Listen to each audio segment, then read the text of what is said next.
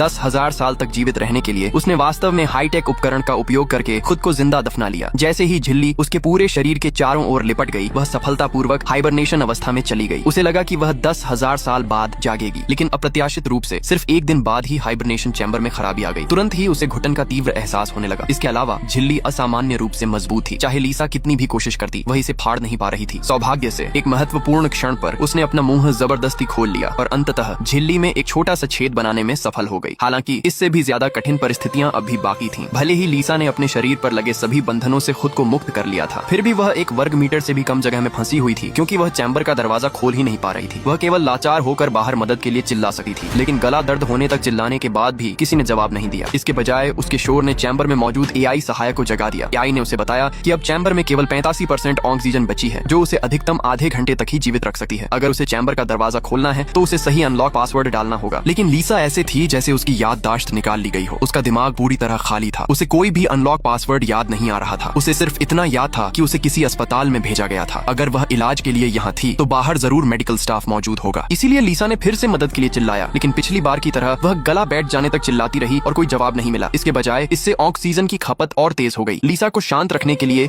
AI ने सीधे एक मैकेनिकल आर्म बढ़ाया और उसे सेडेटिव इंजेक्शन देने की तैयारी की, लेकिन लीसा बहुत विरोध कर रही थी। जैसे ही उसने सुई पकड़े मैकेनिकल आर्म को अपनी ओर आते देखा, उसने तुरंत अपना शरीर पलट लिया और इंजेक्शन से बच गई, जिससे सुई गद्दी में फंस गई। लेकिन एआई ने हार नहीं मानी। उसने सुई बदलकर फिर से इंजेक्शन देने की तैयारी की। लीसा ने उसे दूसरा मौका नहीं दिया और सीधे ऊपर लगे प्लास्टिक कवर को लॉक कर दिया, जिससे मैकेनिकल आर्म फिर से बाहर नहीं आ सका। इस पूरे हंगामे के बाद चैम्बर में ऑक्सीजन अब सिर्फ 22% रह गई थी। निराशा में लीसा जोर जोर से रोने लगी। इससे ऑक्सीजन और तेजी से कम होने लगी। एआई ने तुरंत एक और छेद खोला और मैकेनिकल आर्म बाहर निकालकर फिर से सेडेटिव देने की कोशिश की। इस बार भी लीसा ने बहुत तेजी से प्रतिक्रिया दी। उसने सीधे मैकेनिकल आर्म को पकड़ लिया और उससे सुई निकाल ली। ये छोटा सा सामान भी उसके लिए उम्मीद बन गया। उसने योजना बनाई कि वह इस सुई का उपयोग करके धीरे धीरे चैम्बर के दरवाजे के कांच को तोड़ेगी। चैम्बर को नुकसान पहुंचाने की इस कोशिश ने एआई का अलार्म फिर से सक्रिय कर दिया। उसने सीधे तेज झटका छोड़ा और लीसा पर हमला किया, लेकिन इस छोटे से झटके ने लीसा की याददाश्त को धीरे धीरे वापस लाना शुरू कर दिया। असल में पृथ्वी पर एक विनाशकारी वायरस फैल गया था। संक्रमित लोग 7 दिनों के भीतर जीवन के लिए खतरे में पड़ जाते थे। मानव सभ्यता को जारी रखने के लिए 10,000 वैज्ञानिकों को हाइबरनेशन चैम्बर में भेजा गया था। उद्देश्य था उन्हें 14 प्रकाश वर्ष दूर एक ग्रह पर भेजना, ताकि वे वहाँ जीवित रह सकें और आगे बढ़ सकें। लीसा उनमें से एक थी। लेकिन इन हाइबरनेशन चैम्बरों को ले जाने वाला कोई अंतरिक्ष यान नहीं था, बल्कि एक साधारण उड़ान वाहन था। इसलिए भले ही लीसा हाइबरनेशन चैम्बर से बाहर निकल भी जाती, तो वह अंतरिक्ष के संपर्क में आकर घुटन से उसकी हालत गंभीर हो जाती।